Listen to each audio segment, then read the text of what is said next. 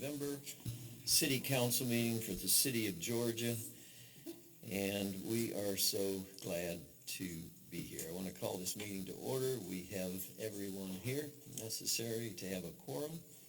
We were missing Dr. Batterton, who is in the North Georgia mountains doing service. So will you stand with me and let's pledge the flag. I pledge allegiance to the flag of the United States of America and to the republic for which it stands, one nation, under God, indivisible, with liberty and justice for all. Thank you. You may be seated. May I have a motion to approve tonight's agenda? So moved. It's been moved by Councilmember Puella. Second by Councilmember Hart. All in favor of this agenda? This passes 3-0. Our announcements are not new. Veterans Day is tomorrow, 11 o'clock a.m. at the memorial in Lawrenceville. Is a county event that is very well attended. Next Monday night at this time, downstairs in the Preston room, and we're putting a little change in the town hall meeting. We're going to have a little sound system and a different kind of way to get questions so that more people can engage. So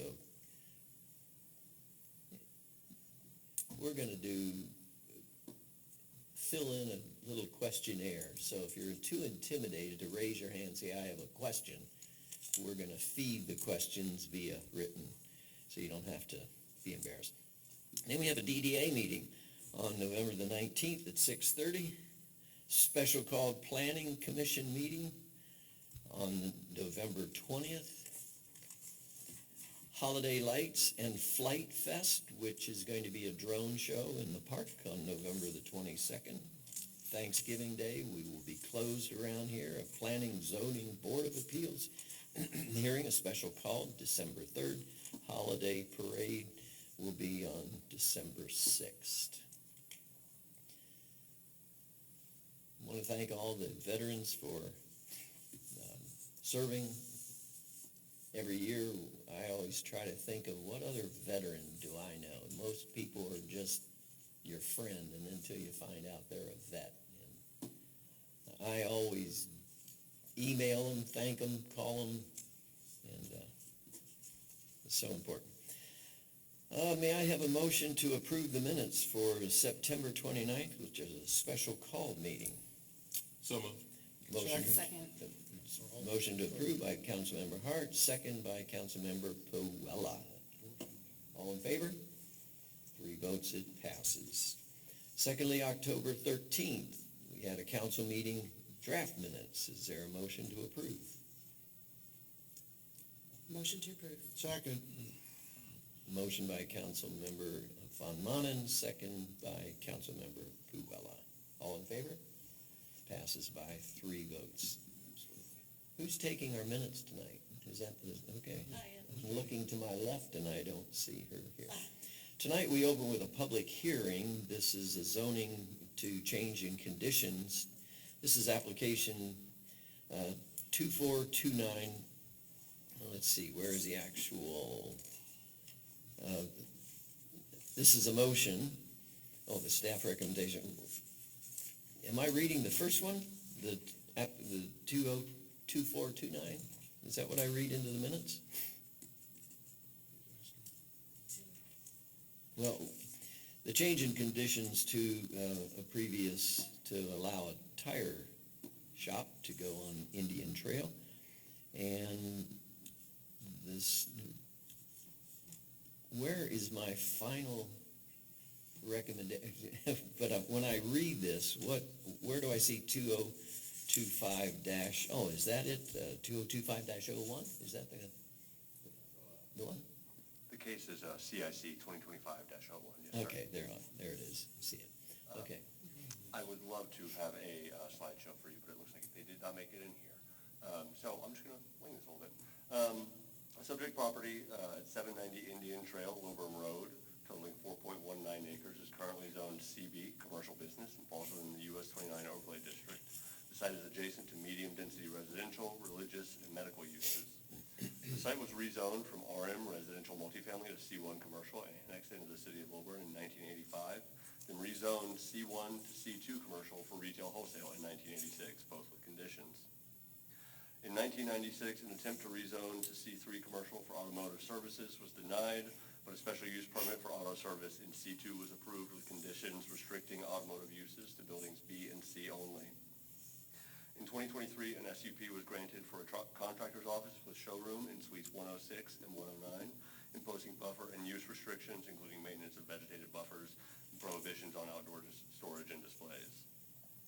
The applicant requests to allow expansion of auto-related uses, specifically a tire shop, into Building A, previously excluded from such uses via Condition 1A of LRZ-04-96, and to consolidate all existing zoning conditions into a single set, removing the previous limitation that only Building B and C could have automotive uses. Staff found the proposed use is consistent with the 2024 comprehensive plan and compatible with adjacent uses, existing uses on site, and the US 29 overlay standards. Changes to Building A will be required, bays oriented to the rear to meet the overlay standards. Environmental protections are maintained with buffers already required and improved in previous SUPs, with further landscaping proposed along the road frontage. Parking supply, building size, and operation hours are all deemed adequate and compatible with existing businesses. Staff's recommendation is to approve CIC 2025-01 and consolidate the conditions into a single list with the removal of Condition 1A from LRZ-04-96. I'll go ahead and read the conditions into the record. We have broken them down into auto-related use conditions and contractor's office conditions for clarity in future endeavors. 1, office and accessory uses not to exceed 16,000 gross square feet. Storage area shall not exceed 40% of the total floor area for either retail or office uses. 2, limit the height of buildings to no more than 1 story. 3, provide a minimum of 25-foot planted buffer adjoining all residential properties. 4, limit access to one entrance/exit onto Indian Trail Lilburn Road. Provide 6-foot wood fence where the property adjoins Indian Lake subdivision. 5, automotive repair and associated uses only. No sales of automobiles shall be allowed on site. 6, automotive repair facilities shall operate only during accepted business hours, except for emergency situations. 7, Building A shall be renovated to ensure compliance with the US 29 overlay standards per the applicant's submitted site plan. 8, no outdoor storage permissible on site. 9, any new signage shall comply with current signage standards. 10, compliance with current US 29 overlay standards shall be met prior to issuance of an occupational tax certificate. 11, all newly installed landscaping materials shall be warranted for 12 months from date of installation. 12, a parking lot restriping plan shall be provided and restriping executed in the areas behind Building A and B and in front of Building C prior to issuance of an occupational tax certificate. 13, no fabrication and manufacturing permitted by the special use permit. 14, the western rear vegetated buffer must be replanted prior to issuance of a business license and within 90 days of approval of a special use permit and shall be maintained in perpetuity. If the buffer is not replanted within the time required, the special use permit shall expire.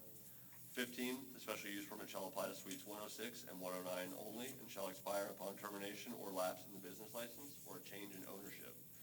16, no outdoor storage and no outdoor display is permitted.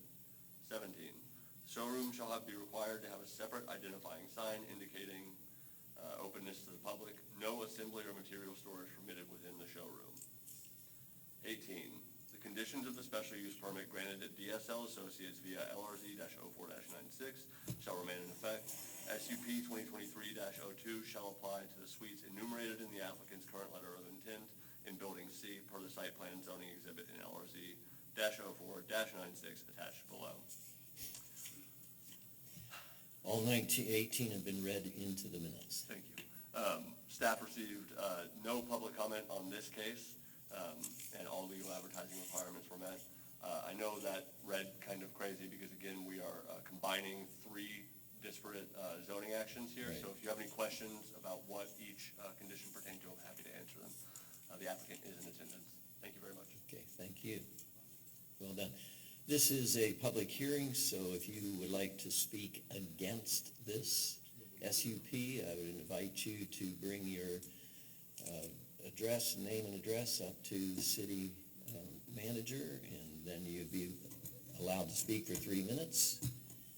Those speaking in opposition, I see none. Those who want to speak for this application in support of it, if you would give your vita to city manager, seeing none, I will close the public hearing portion.